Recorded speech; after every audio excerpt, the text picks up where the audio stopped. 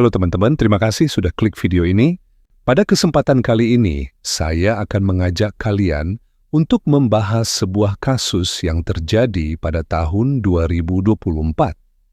Kasus ini melibatkan seorang pelaku yang dikenal memiliki sifat temperamental, hingga nekat melakukan tindakan yang sangat mengejutkan banyak pihak. Peristiwa ini akhirnya terungkap setelah ditemukannya sesuatu yang mencurigakan di pekarangan belakang rumah pelaku.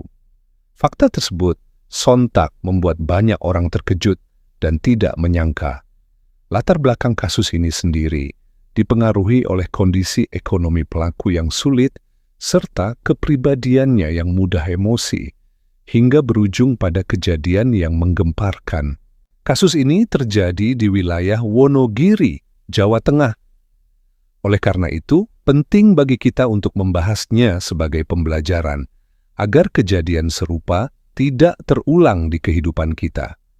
Semoga kita semua dapat mengambil hikmah dari peristiwa ini. Lalu seperti apa sebenarnya kronologi kasus tersebut? Mari kita bahas bersama.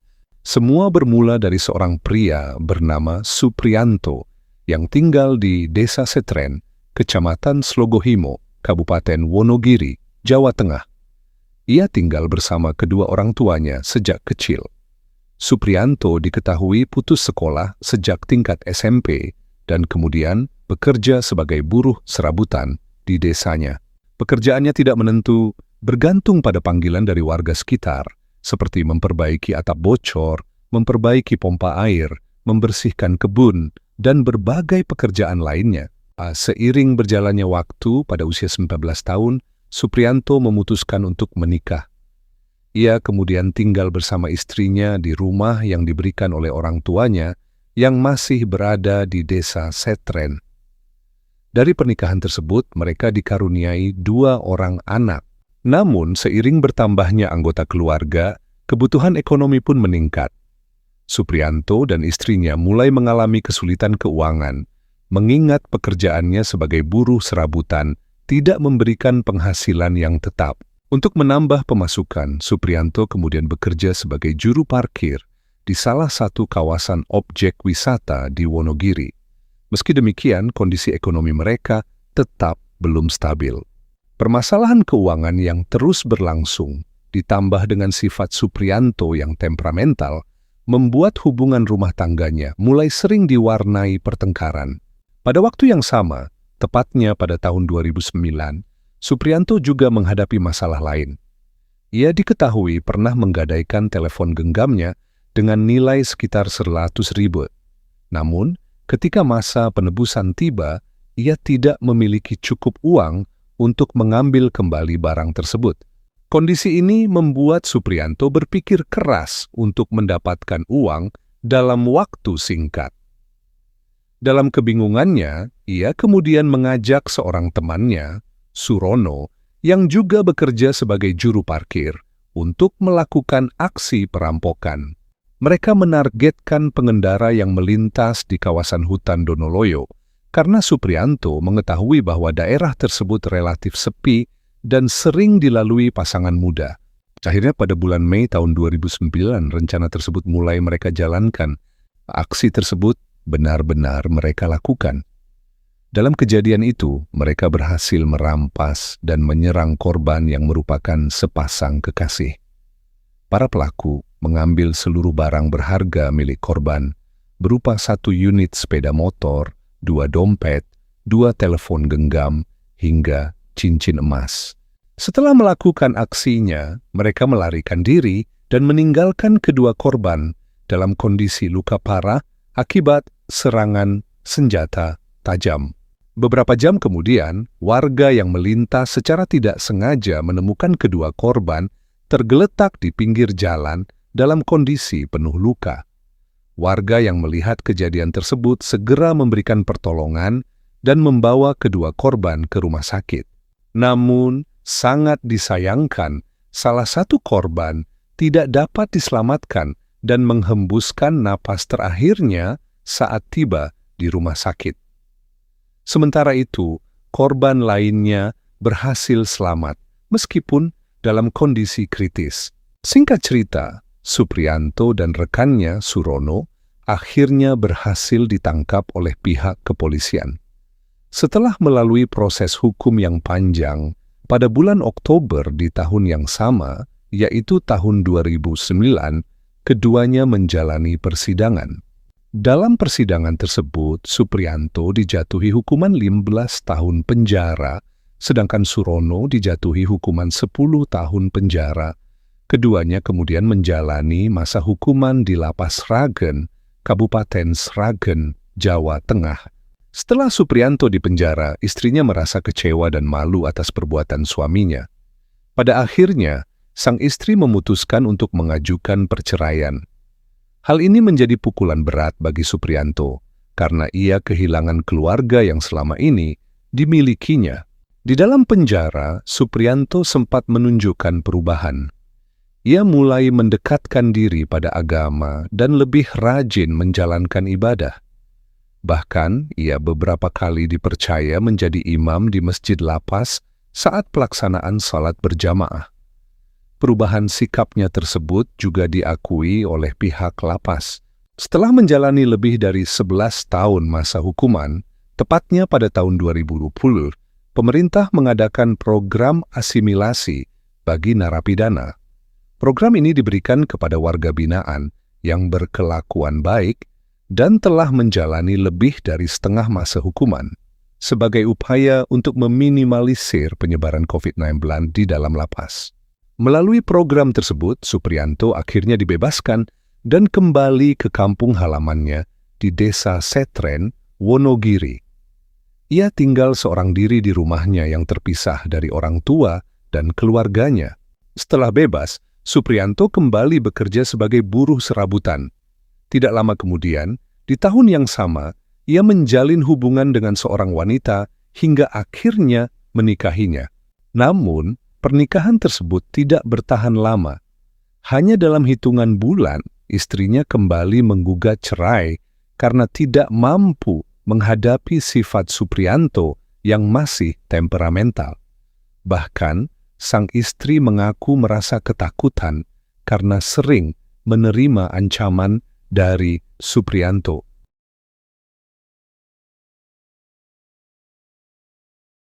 Di sisi lain, Supriyanto mulai aktif mengikuti kegiatan dalam sebuah organisasi yang bergerak di bidang olahraga, khususnya bela diri. Ia dikenal memiliki kemampuan yang cukup baik, terutama dalam pencaksilat. Berkat kemampuannya tersebut, Supriyanto kemudian dipercaya untuk mengemban peran sebagai bagian keamanan dalam organisasi tersebut. Tidak hanya itu, ia juga dipercaya menjadi pelatih pencaksilat bagi beberapa murid. Hal ini menjadi salah satu perubahan positif dalam hidupnya setelah bebas dari masa hukuman. Melalui organisasi tersebut, Supriyanto kemudian mengenal seorang wanita bernama Kartika Margaret Pratiwi, yang biasa dipanggil Kartika. Kartika juga merupakan anggota aktif di organisasi yang sama. Selain aktif dalam kegiatan organisasi, Kartika diketahui bekerja sebagai karyawan di salah satu bank swasta di wilayah Slogohimo, Wonogiri. Ia juga berstatus janda dan tinggal bersama orang tuanya di Desa Randusari, Wonogiri, yang berjarak sekitar 15 menit dari Desa Setren, tempat Supriyanto tinggal. Seiring waktu, keduanya semakin dekat hingga akhirnya menjalin hubungan pada tahun 2021.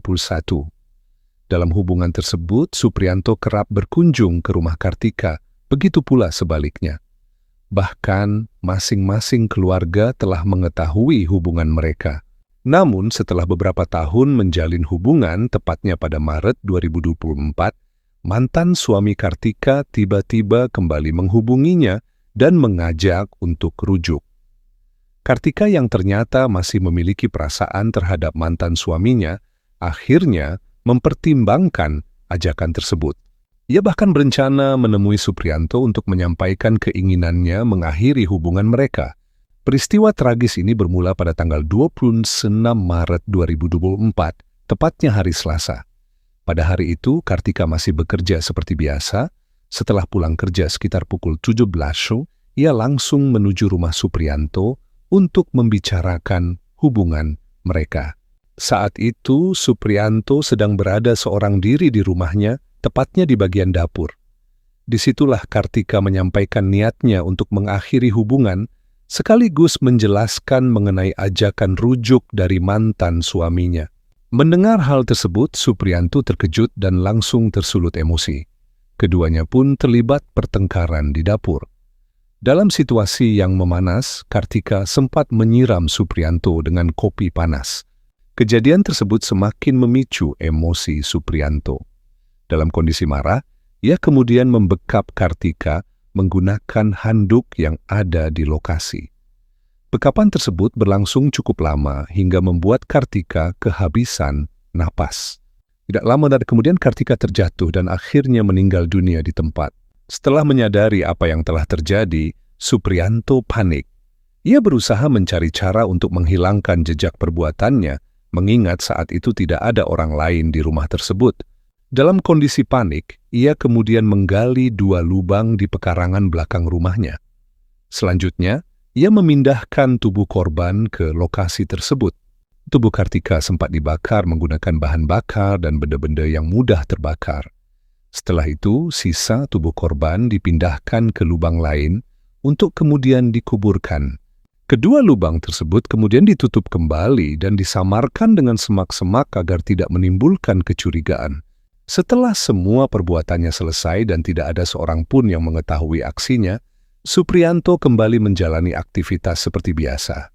Ia merasa bahwa semuanya telah aman dan tidak akan menimbulkan kecurigaan. Sementara itu, di hari yang sama, tepatnya pada Selasa malam, keluarga Kartika mulai merasa panik.